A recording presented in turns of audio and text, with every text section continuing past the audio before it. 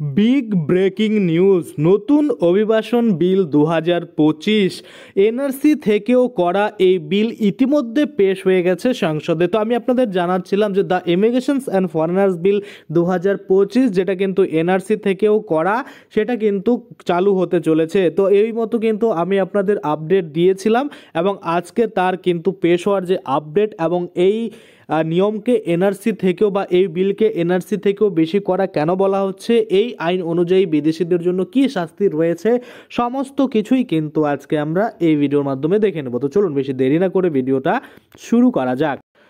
তো দেখুন, এই নিয়ে একটি পেপারে বলা হয়েছে যে নতুন অভিবাসন বিল পেশ, কেন্দ্রের ছক রেখেছেন বিরোধীরা, অর্থাৎ কেন্দ্রের ছক দেখেছেন বিরোধীরা। এখানে কি ছকের কথা বলা হয়েছে বিস্তারিত যদি আমরা দেখি, দেখুন নয়াদিল্লি 11ই মার্চ এই পেপারটা পেশ হয়েছে বা এই পেপারটা বেরিয়েছে। আমরা দেখতে পাচ্ছি বিরোধীদের প্রবল আপত্তির মধ্যেই আজ লোকসভায় পেশ হলো অভিবাসন ও বিদেশি নাগরিক সংশোধনী বিল। শতাব্দী প্রাচীন অভিবাসন আইনে প্রয়োজনীয় পরিবর্তন এনে সেটির সরলীকরণ, জাতীয় নিরাপত্তা শক্তিশালী করা ও অপরাধীদের কঠোর শাস্তি দেওয়ার লক্ষ্যেই ওই নতুন আইন আনা হচ্ছে বলে দাবি কেন্দ্রের। যদিও বিরোধীদের মতে মূলত বাংলাদেশ থেকে এসে ভারতে থেকে যাওয়া মুসলমানদের ধরপাকড়াও করাই ওই আইনের প্রধান লক্ষ্য হতে চলেছে, যাতে আগামী বছর অসম, বিহার ও পশ্চিমবঙ্গে বিধানসভা নির্বাচনের আগে পূর্ব ভারতে হিন্দু মেরুকরণের হাওয়া তোলা সম্ভব হয়। আজ কেন্দ্রীয় স্বরাষ্ট্রমন্ত্রী অমিত শাহের পরিবর্তে এখানে যদি আমরা দেখি, প্রতিমন্ত্রী নিত্যানন্দ রায় বিলটি কিন্তু লোকসভায় পেশ করেন। ওই বিলটিকে সংবিধানে বর্ণিত মৌলিক অধিকারের পরিপন্থী বলে দাবি করে সেটি পেশের বিরোধিতা করেন কংগ্রেসের সাংসদ মনীষ তিওয়ারি। তার কথায় বিলটি সর্বনাশা ও দমনমূলক হবে। কোনো বিদেশি নাগরিক বা অনাবাসী ভারতীয়র যদি ভারত সরকারের যদি সমালোচনার কারণ বা ইতিহাসে করে থাকে বা তাদের কোনো এমন সমালোচনা করার ইতিহাস রয়েছে, সেক্ষেত্রে তাদের এদেশে কিন্তু প্রবেশ নিশ্চিতভাবে বন্ধ করতেই এই আইন কিন্তু আনা হচ্ছে।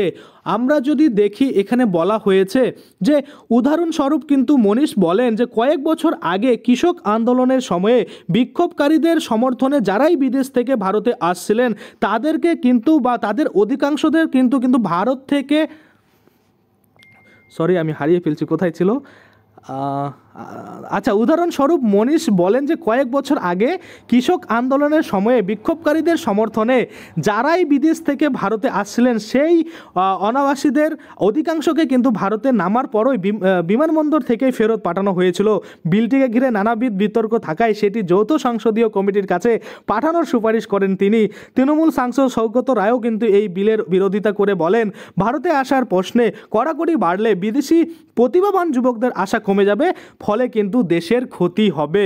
আমরা যদি দেখি, বর্তমানে দেশে বিদেশি আইন 1946, অভিবাসন আইন বা পরিবহন সংস্থার দায়বদ্ধতা আইন যে রয়েছে 2000 এবং পাসপোর্ট আইন 1946 যেটা আমরা দেখলাম, বা নাগরিক আইন যেটা রয়েছে সেটা আমরা দেখলাম 1946 বলুন, 2000 বলুন বা 1939 বলুন, প্রত্যেকটার কিন্তু ওভারল্যাপিং রয়েছে বা প্রত্যেকটা মিলিয়ে কিন্তু এই আইনকে আনা হয়েছে। আমরা যদি দেখি, বর্তমানে দেশে বিদেশি নাগরিক আইন 1946, অভিবাসন বা পরিবহন সংস্থার দায়বদ্ধতা আইন 2000, পাসপোর্ট আইন 1920, রেজিস্ট্রেশনস অফ ফরেনার্স অ্যাক্ট 1939, এই ধরনের একাধিক আইন রয়েছে। তারপরেও ওই বিলটি কেন প্রয়োজন তা কিন্তু প্রশ্ন তুলে দেয় সৌগত রায়, এবং তার উত্তরে নিত্যানন্দ বলেন যে বিষয়টিকে সরল করার লক্ষ্যেই ওই 4টি আইনকে মিলিয়ে এই নতুন আইন আনা হয়েছে, যার নাম the immigrations and foreigners bill act বা বিল বা অ্যাক্ট যেটাই বলুন 2025, অর্থাৎ the immigrations and foreigners act 2025। আপনারা দেখতে পাচ্ছেন এখানে পরিষ্কার করে কিন্তু তা বলা হয়েছে যে তাতে কোনো বিদেশি বিপজ্জনক বলে চিহ্নিত হলে তাদের এদেশে কিন্তু প্রবেশ নিষিদ্ধ করে অভিবাসন দপ্তর কিন্তু সেটাকে নিষিদ্ধ করতে পারে এবং ওই বিদেশিকে ফেরানোর দায়িত্ব কিন্তু ভারতের কোনো মতে থাকবে না। তিনি যেভাবে এসেছেন সে সংস্থার মাধ্যমে, সে বিমান হতে পারে, জাহাজ হতে পারে, সড়ক রেল হতে পারে, ভারতে এসেছেন, তাকে কিন্তু ফেরানোর দায়িত্ব তাদের রয়েছে। তাদের ফেরানোর দায়িত্ব কিন্তু কোনোভাবেই ভারত সরকার নেবে না। এবং নতুন বিলে এটাও বলা হয়েছে যে বিশ্ববিদ্যালয় বিদ্যালয় সহ সমস্ত শিক্ষা প্রতিষ্ঠান, হাসপাতাল ও বাড়ির মালিকদের তাদের সংস্পর্শে আসা বিদেশিদের সবিস্তার তথ্য কিন্তু প্রশাসনকে নিয়মিত দেওয়ার সুপারিশ রয়েছে।